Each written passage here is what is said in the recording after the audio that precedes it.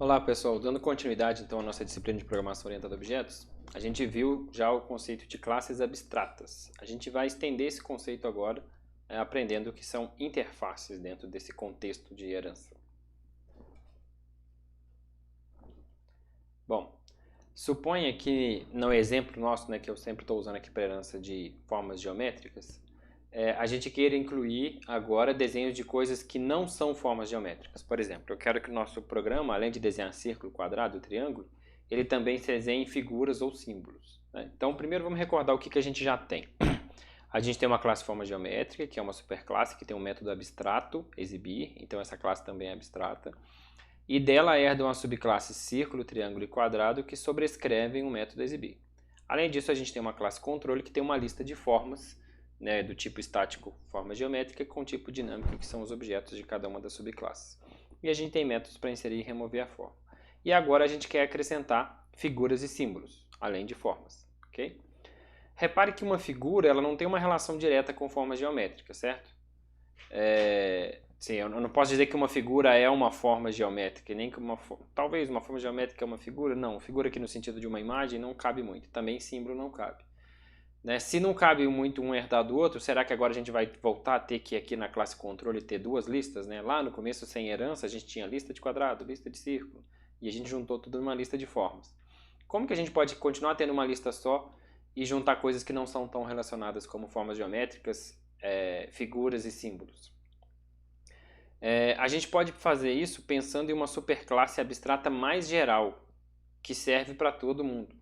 E essa classe, aí a classe controle poderia ter uma lista desses objetos dessa classe mais geral. Bom, como seria isso? Vamos ver aqui. Uma forma seria essa. O que está em preto aqui é o que a gente já tinha, certo? Eu tenho forma geométrica. Aí aqui eu coloquei o exemplo do quadrilátero, que a gente tinha chegado a brincar uma vez, deixando aqui uma forma mais completa.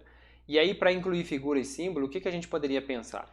A gente poderia criar uma classe abstrata ainda mais abstrata, ainda mais geral, chamada objeto desenhável. E essa classe objeto desenhável seria uma classe que teria... A única coisa que ela teria é um método abstrato chamado exibir, por exemplo. Certo? Dessa classe abstrata herdariam a forma geométrica e também as novas classes figura e símbolo. Então repara que se o objeto desenhável tem um método abstrato exibir, eu posso na classe controle ter uma lista de objetos desenháveis e colocar lá dentro círculos, quadriláteros, triângulos, figuras, símbolos, todos eles, e chamar método exibir para todos esses objetos. Tá? Porque uma vez que a classe objeto desenhável tem um método exibir, e o tipo estático seja objeto desenhável, eu posso chamar o método exibir. Mas na prática, na hora de usar os objetos, eu posso colocar de qualquer subclasse. Então eu resolveria o problema de incluir figuras e símbolos, tá ok? Repare que dessa forma o nosso sistema ficou ainda mais genérico e mais extensível. Eu posso agora herdar de figura, herdar de símbolo, criar qualquer coisa que seja um objeto desenhável. O nosso sistema agora ficou mais, realmente mais genérico. Repare ainda que quanto mais a gente faz isso, ou seja, se eu tenho um sistema e começo a criar superclasses que são mais abstratas, que são mais altas na hierarquia, a gente pode chegar ao ponto de que essas superclasses tenham somente métodos abstratos públicos. Repara, o objeto desenhável é uma coisa tão geral, tão genérica, que de repente começa a perder o sentido eu ter atributo, ou eu ter outros métodos. No caso aqui eu até poderia pensar, por exemplo, a posição x e y de um objeto desenhável. Ok, faz sentido, então isso aqui talvez não seria bem o caso. Eu teria que pensar em uma coisa mais geral ainda. Mas chega um ponto que essa classe abstrata é tão geral que eu não consigo mais nem pensar em atributo. A única coisa que eu tenho são métodos que são comuns. Tá certo? Ou seja, eu posso chegar ao ponto de ter classes cujo único objetivo é garantir que as subclasses tenham uma determinada interface. Vocês lembram lá do que é interface de comunicação de uma classe? Lá do começo da disciplina? Interface de comunicação de uma classe são os métodos com as assinaturas definidas na classe. Então, o que acontece? Tentando explicar melhor aqui. Quando eu falo que essa classe aqui tem um método exibir, no fundo, o que eu estou definindo é que todas as classes para baixo têm que ter esse comportamento, ou seja, na sua interface de comunicação tem que ter essa mensagem. É isso que eu estou fazendo, ou seja, eu estou forçando uma coisa na interface das classes mais abaixo. Tá certo? Em orientação a objetos, especialmente na linguagem Java, a gente resolve isso usando o conceito de interfaces. Agora eu estou falando de interface como uma outra coisa, como um tipo de dado. Uma classe define um tipo, então eu estou falando de uma interface como um tipo. Ou seja, eu posso definir um tipo que é apenas uma interface para uma classe. E eu posso herdar desse tipo. Então vamos aqui começar a falar em coisas mais, mais palpáveis para ficar mais claro. Em Java, essas classes especiais são chamadas de interfaces e são declaradas com a palavra-chave interface, de interface, ao invés de class. Então, se ao invés de eu fazer public class aqui faltou um R aqui, né? Ao invés de eu fazer public class minha classe, eu fizer public interface, eu estou definindo que isso daqui é uma interface e não uma classe. Bom, e o que na prática é uma interface? Uma interface é uma classe abstrata, a gente já viu no último vídeo o que é uma classe abstrata, mas com um detalhe a mais. É uma classe abstrata que só tem método abstrato do público, certo? Então, numa classe abstrata, que a gente viu antes, diferente de interface, eu posso ter métodos abstratos, mas eu posso ter métodos normais também com implementação. E eu posso ter métodos protegidos, eu posso ter métodos privados, eu posso ter atributos privados. Enfim, ela é uma classe normal, mas que ou eu declaro como abstrato, porque eu não quero que crie objeto, ou eu tenho pelo menos um método abstrato. Já a interface é uma classe abstrata mais, assim, bem mais restrita. Interface é uma classe abstrata que tem todos os métodos como abstratos e públicos, ou seja, não pode ter implementação em nenhum método. E também não existe método privado e nem método protegido, tá certo? Então a gente pode dizer que eles definem um tipo, as interfaces definem um tipo com um nome, um conjunto de métodos, sem nenhuma implementação para esses métodos. Então a interface é uma forma de obrigar que as classes que herdam daquela interface tenham uma determinada interface de comunicação. Ou seja, se eu defino uma interface, as subclasses dessa interface, as classes que implementam essa interface, precisam obrigatoriamente sobrescrever os métodos dessa interface. Porque senão a classe também, a não ser que a classe seja abstrata também, certo? Se eu quiser criar objetos de uma classe que herda de uma interface, eu preciso implementar os métodos que a interface define. Alguns pontos importantes sobre as interfaces são: como todos os métodos são abstratos por definição, não é necessário usar a palavra-chave abstract ao declará-los, Então, por exemplo, se eu definir lá objeto desenhável como uma interface, repare que o método exibir aqui ele não tem o public, certo? E nem o abstract. Mas esse método é público e é abstrato.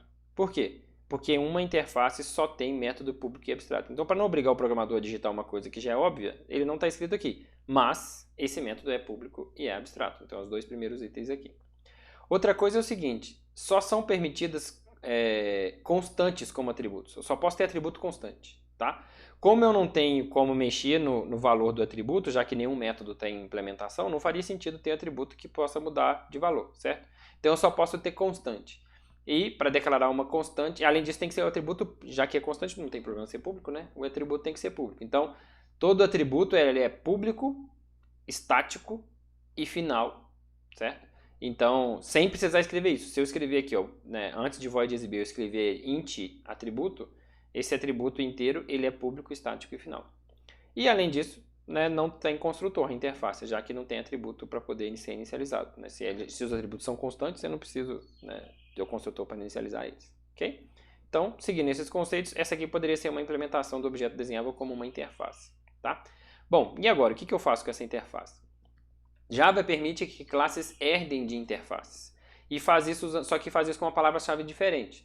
Então, ao invés de usar a palavra-chave extends, que a gente usa para herdar de classes, a gente usa a palavra-chave implements.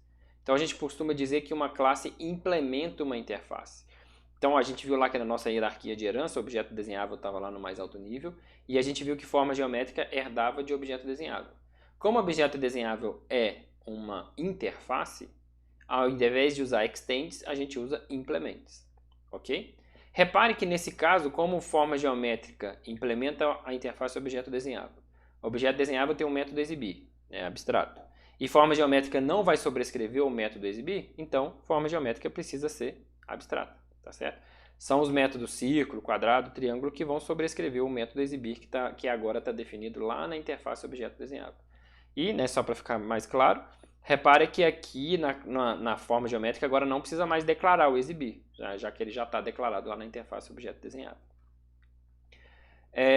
Por que Java usou essa palavra-chave diferente? Por que na hora de herdar de classe é extends e na hora de herdar de interface é implements? Porque Java permite estender apenas uma superclasse, herdar de uma superclasse, mas pode implementar várias interfaces. Tá? Por Por isso que a palavra-chave é diferente. Então, uma classe herda de uma única outra classe, né, de uma superclasse, mas pode implementar várias interfaces. E isso permite utilizar parte dos benefícios da herança múltipla e evitar alguns de seus problemas. Lá no vídeo que eu fiz antes sobre herança múltipla, eu disse quais são as vantagens da herança múltipla e quais são, né, os problemas. E falei que Java tinha uma maneira alternativa que permitia, né, obter parte dos benefícios da herança múltipla. E isso é alcançado com a interface. Então, a linguagem permite que você implemente várias interfaces, então você acaba tendo alguns benefícios da herança múltipla. Tá? Bom, vamos pensar num exemplo de quando que isso aconteceria. Suponha que a gente queira incluir animais no nosso software de desenho. Então a gente, né, tinha forma geométrica, eu já incluí figura, já incluí símbolo, agora eu quero incluir animais. Só que eu quero usar uma classe cachorro que já está pronta. E essa classe cachorro, ela herda de animal. Tá? Então eu tenho uma classe cachorro que herda de animal, e eu quero agora que essa classe cachorro eu possa incluir no meu software de desenho para desenhar cachorro. Tá, ok?